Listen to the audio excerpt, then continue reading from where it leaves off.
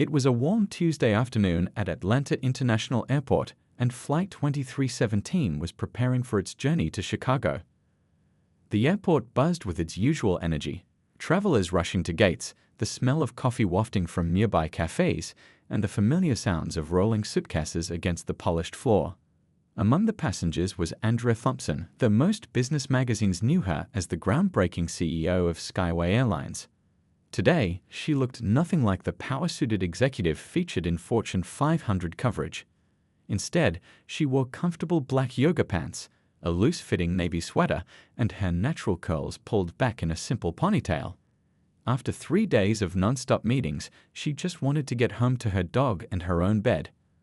As she made her way down the jet bridge, Andrea smiled warmly at the flight crew. She knew most of them by name, though they were too professional to show any special recognition. That's what she loved about her team, their dedication to treating every passenger equally. Settling into seat 2A, Andrea pulled out her Kindle and started reading the latest mystery novel she'd been too busy to finish. The peaceful moment didn't last long. A commotion caught her attention as a woman in her 50s with highlighted blonde hair and designer clothes stormed down the aisle, designer bags swinging wildly. "This must be some mistake," the woman announced loudly, looking at her ticket and then at Andrea with clear disdain. "I specifically requested not to be seated next to, well, you know." The surrounding passengers shifted uncomfortably in their seats. A young man across the aisle paused his music, carefully removing one earbud. An elderly couple exchanged knowing glances. Andrea took a deep breath, maintaining her composure. After 20 years in corporate America, she'd seen this movie before. She simply smiled and returned to her book, though her heart rate had picked up slightly. The woman, who would later be identified as Patricia Miller, wasn't done. She pressed the call button repeatedly, like a child playing with a toy. When the flight attendant arrived, she launched into a series of increasingly ridiculous complaints. "She's taking up too much armrest space," Patricia huffed, despite Andrea's arms being firmly in her own space. "And her bag looks suspicious." Andrea's standard-issue laptop bag sat perfectly under the seat in front of her. The flight attendant, Robert, handled each complaint with remarkable patience. "Ma'am, I can assure you everything is in order. If you're uncomfortable, we can check if there are any other available first-class seats." "There better be," Patricia snapped, tapping her manicured nails against the armrest. "I paid good money for this seat. I can't believe they're letting just anyone into first class these days." A few rows back, someone had started recording on their phone. Andrea noticed, but kept her eyes fixed on her Kindle screen, though she hadn't turned a page in several minutes. She built her career on staying calm under pressure, on being the most composed person in any room. This moment would be no different. What Patricia didn't know was that she wasn't just sitting next to any passenger, she was sitting next to the woman who had transformed a struggling regional airline into one of the country's most successful carriers. The woman who had started as a baggage handler to put herself through business school. The woman who owned the very seat Patricia was sitting in. But for now, Andrea remained silent, watching as Patricia's behavior grew increasingly erratic. Sometimes the best response to chaos is calm, and Andrea knew that this situation was about to take a very interesting turn. As the boarding process continued, Patricia's complaints grew louder and more frequent. She'd press the call button, wait 30 seconds, and press it again if no one came immediately. The gentle ding was becoming a soundtrack to everyone's pre-flight routine, making several passengers visibly annoyed. Robert, the flight attendant, approached for what felt like the 10th time. His professional smile remained fixed, though a tiny muscle twitched near his eye. "How can I help you, ma'am?" "I've told you already," Patricia huffed, gesturing dramatically at Andrea without making eye contact. "I need a different seat. This is unacceptable. Do you know how much I paid for this ticket?" A businessman in row 3 lowered his newspaper, watching the scene unfold. 2 teenage girls across the aisle had stopped their conversation, exchanging uncomfortable glances. The tension in the first-class cabin was thick enough to cut with a knife. "I apologize, ma'am," Robert explained patiently, "but as I mentioned before, we have a full flight today. All first-class seats are occupied." He spoke softly, trying to keep the conversation private, though Patricia's volume made that impossible. "Well, then move her." Patricia demanded, finally pointing directly at Andrea. She's making me uncomfortable. She keeps existing in my space. The absurdity of the complaint wasn't lost on anyone within earshot. Andrea continued reading her Kindle, though she hadn't absorbed a single word in the past 15 minutes.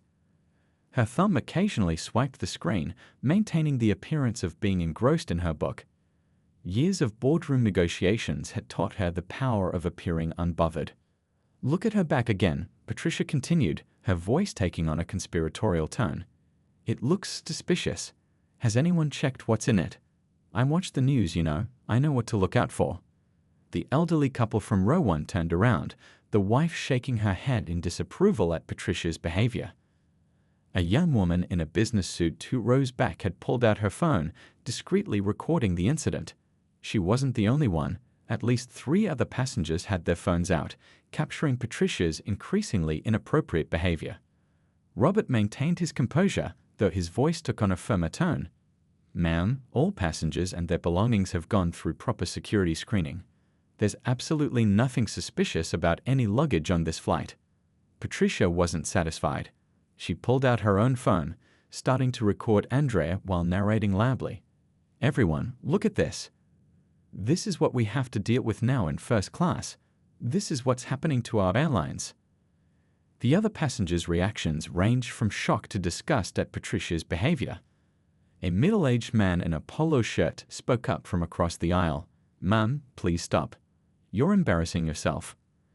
But Patricia was on a roll now, her entitlement and prejudice on full display. I'm embarrassing myself? Do you know who I am? I'm a platinum member. I fly first class twice a month. I have rights. Throughout this escalating scene, Andrea remained perfectly still, her breathing steady and controlled. She'd faced discrimination before, but rarely so blatant, rarely so public. Her hand might have trembled slightly as she held her Kindle, but her face remained neutral, dignified. A younger flight attendant, Jenny, approached with the drink cart, trying to proceed with normal pre-flight service. When she offered Andrea a beverage, Patricia interrupted. Oh, so she gets served first now? Is this what we're doing? I want to speak to the captain immediately. The situation was reaching a boiling point.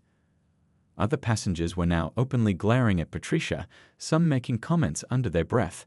The flight crew exchanged glances, silently communicating as they assessed the situation. Little did Patricia know, but her demand to speak to someone in charge was about to backfire in the most spectacular way. The atmosphere in the first-class cabin had become unbearably tense. Patricia's face was now flushed red as she stood up, despite the illuminated seatbelt sign. That's it, she announced to the entire cabin. I'm calling security. This is ridiculous. Several phones were recording now, their owners trying to be discreet but failing. The young businessman in the polo shirt had given up any pretense of not watching, his laptop closed and forgotten. An off-duty pilot seated in row 4 was quietly speaking to a flight attendant, likely suggesting possible solutions to the situation. Andrea finally lowered her Kindle, keeping her bookmark in place. Her expression remained neutral, but there was a quiet strength in her posture. 20 years of breaking glass ceilings had taught her how to handle moments like these. She'd faced down hostile takeover attempts in boardrooms. This was just another Tuesday. Patricia had her phone out, finger jabbing at the screen as she dialed. Hello, airport security. Yes, I need someone to come to gate B17 immediately. There's a situation on the plane. She paused, listening. What kind of situation? Well, there's someone here who's making me feel very uncomfortable and threatened. A collective gasp went through the cabin.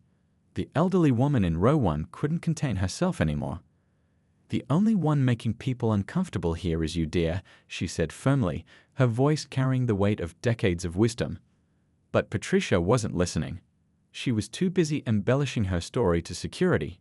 Yes, she's being very aggressive. She won't move her armrest, and her bag looks very suspicious. I don't feel safe. The lies flowed easily from her mouth, each one more outrageous than the last. Robert, the flight attendant, stepped forward. Ma'am, I need you to end this call and take your seat. You're making false accusations, and we have multiple witnesses who can verify. Don't you dare interrupt me, Patricia snapped. I know my rights. I'm a paying customer and I demand to be protected." Her voice had reached a pitch that made several passengers wince.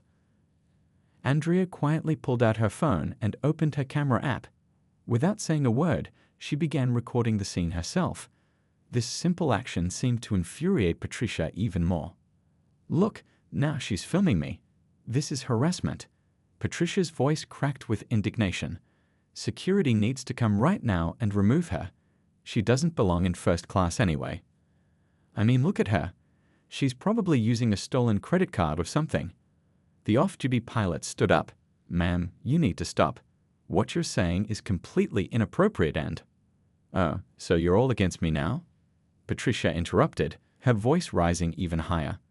"This is exactly what's wrong with airlines these days. No standards anymore. When I started flying first class 20 years ago, this would never have happened." Andrea's fingers moved swiftly over her phone screen, sending a quick text message. Her calmness was almost supernatural, like the eye of a hurricane, while chaos swirled around her. Jenny, the younger flight attendant, approached with a satellite phone. "Captain's orders. We need to contact ground control about this situation." Her voice was professional but firm.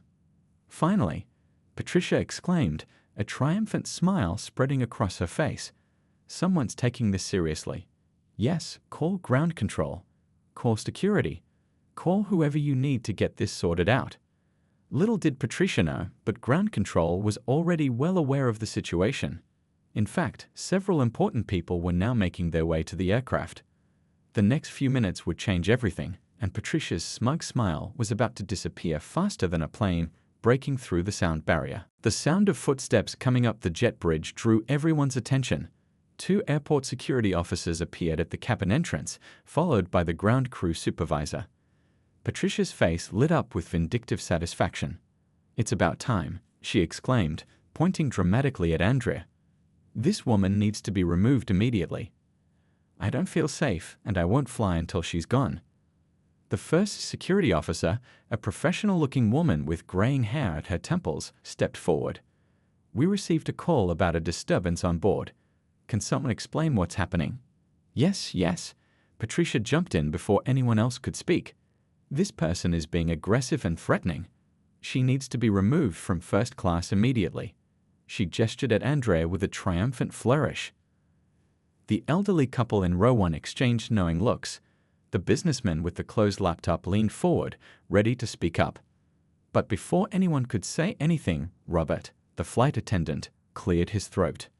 "Officers," he began, his voice clear and measured, "I believe there's something you should know." He turned slightly toward Andrea, his professional demeanor taking on a note of respect. "Ms. Thompson, I apologize for this disruption to your flight." Patricia's expression flickered with confusion. "Thompson? Who's Thompson?" Robert continued, "Officers, this is Andrea Thompson."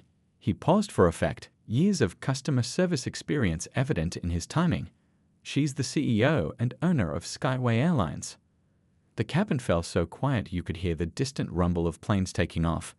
Patricia's mouth opened and closed like a fish out of water.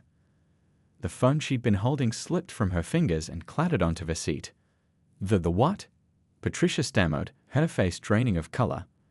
The ground crew supervisor stepped forward, unable to hide a small smile.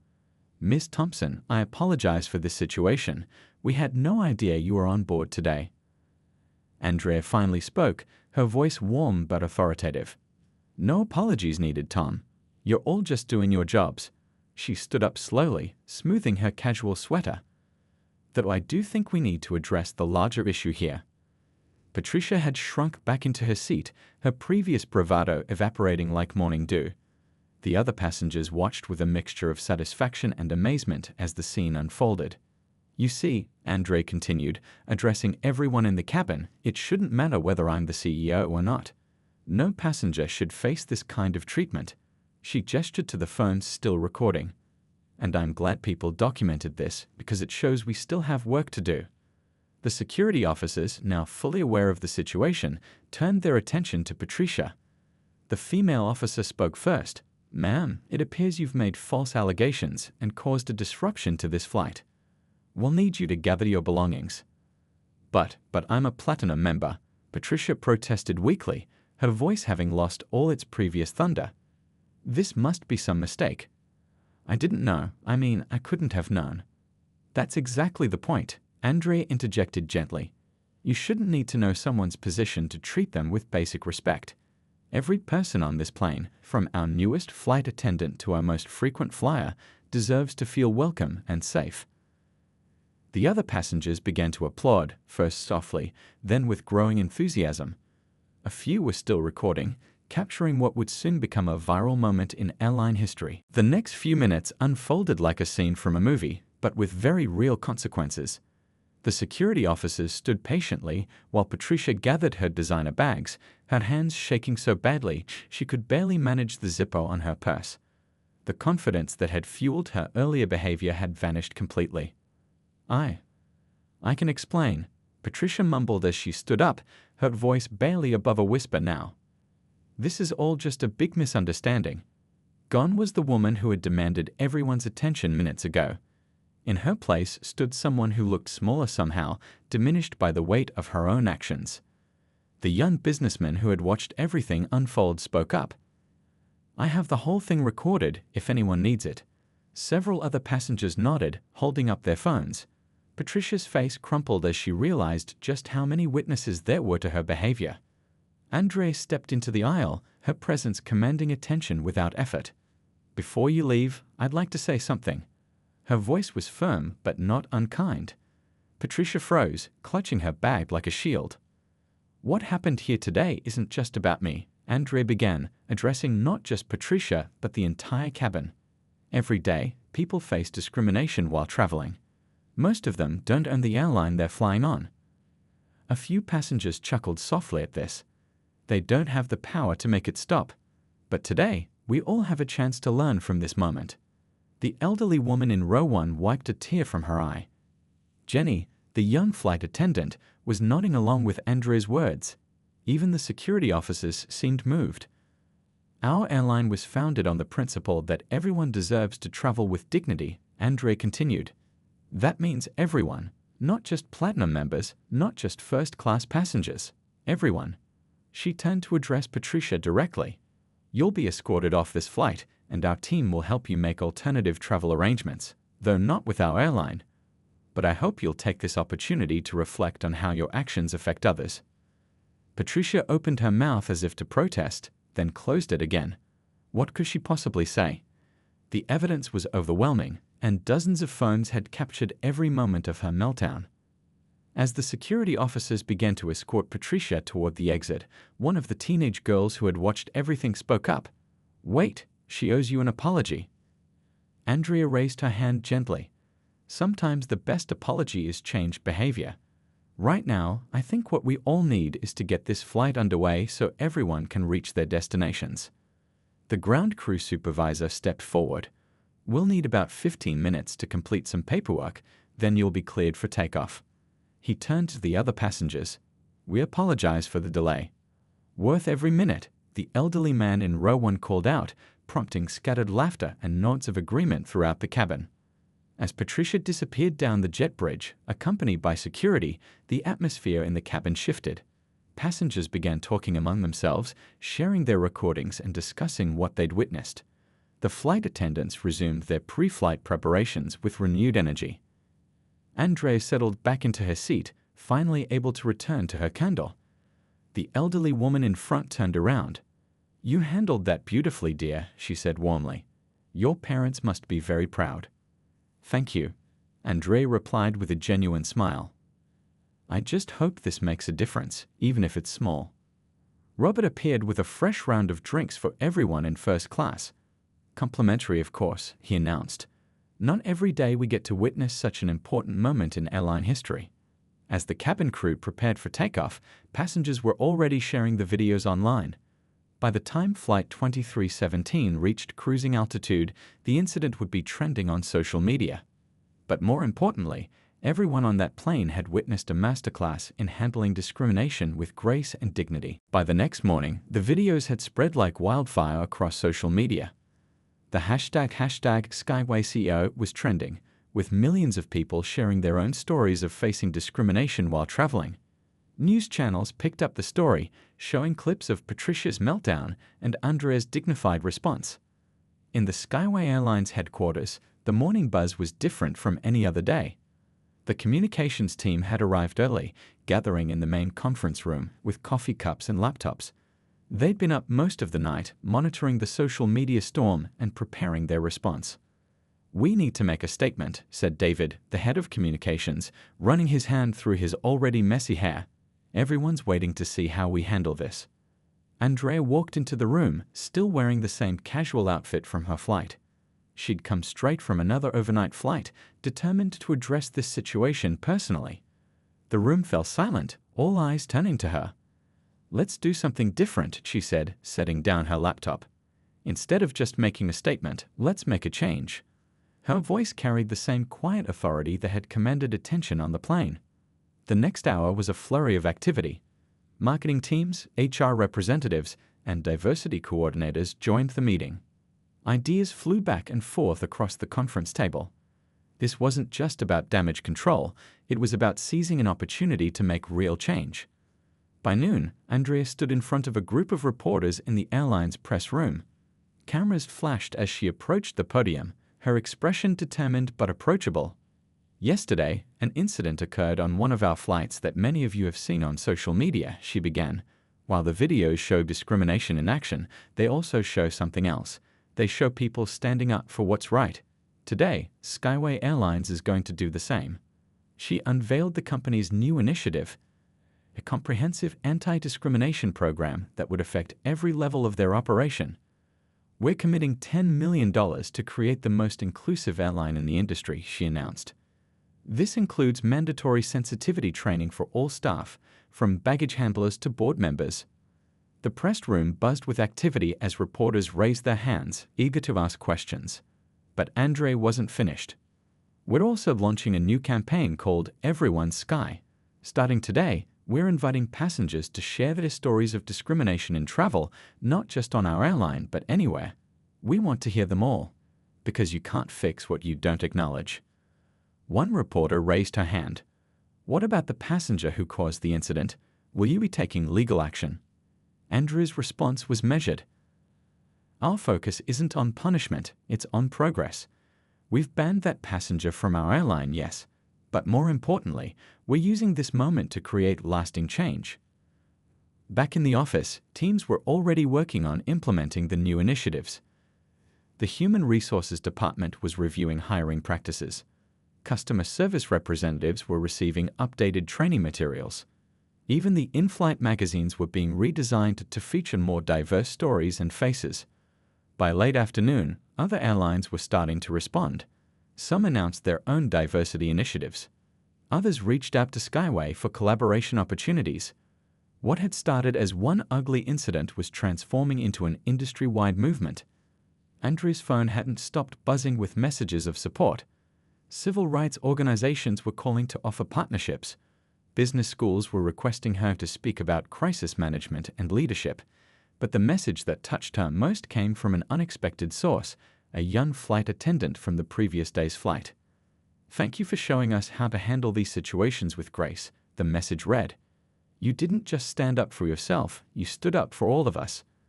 As the sun set over the Skyway headquarters, Andrea finally took a moment to breathe. On her desk sat a frame containing her first airline employee ID'd from 20 years ago when she worked as a baggage handler. Next to it was the day's newspaper featuring a photo of her at the press conference. The contrast between these two images told a story of progress, but also highlighted how much work was still ahead. 6 months after the incident, Skyway Airlines had transformed in ways nobody could have predicted. The viral video of that day had racked up over 50 million views, but the real story wasn't in the view count, it was in the changes that followed. The main terminal at Atlanta International Airport buzzed with its usual energy, but something was different. New digital displays showcased the Everyone's Sky campaign, featuring stories from travelers of all backgrounds. At the check-in counter, a young mother in a wheelchair was being assisted by a staff member who had gone through the new sensitivity training program. Andrea walked through the terminal, taking it all in. She still dressed casually when traveling. If anything, the incident had made her even more committed to being her authentic self. As she passed the first-class lounge, an airline employee rushed out to greet her. "Ms. Thompson, you need to see this." The excitement in the young woman's voice was contagious. Inside the lounge, a small crowd had gathered around a television. A news anchor was announcing the airline industry's annual awards. In an unprecedented decision, Skyway Airlines has been named Most Progressive Airline of the Year for their groundbreaking initiatives in diversity and inclusion, the anchor reported. The Everyone's Sky program has been adopted as a model by airlines across the globe. But awards weren't what made Andrea smile. It was the stack of letters on her desk each morning, stories from passengers and employees alike. One recent letter stood out in her memory from a flight attendant who had dealt with a similar situation. "I remembered how you handled things that day," the letter read. "When my passenger started making racist comments, I didn't get angry. I stayed calm and professional, just like you did. The other passengers stood up for what was right, just like on your flight. We're not just changing policies, we're changing hearts." The training programs had reached every corner of the company. Baggage handlers, pilots, gate agents, everyone had gone through the new sensitivity courses. But more importantly, they'd embraced the spirit behind them. Employee satisfaction scores had hit an all-time high. Even Patricia, the woman from the original incident, had reached out. Her letter of apology had arrived 3 months after the incident, handwritten on cream-colored stationery. "I've spent these months reflecting on my behavior," she wrote. "Watching myself on that video was like waking up from a bad dream. I'm not asking to fly with Skyway again. I understand that bridge is burned. But I want you to know that I'm changing. I'm learning.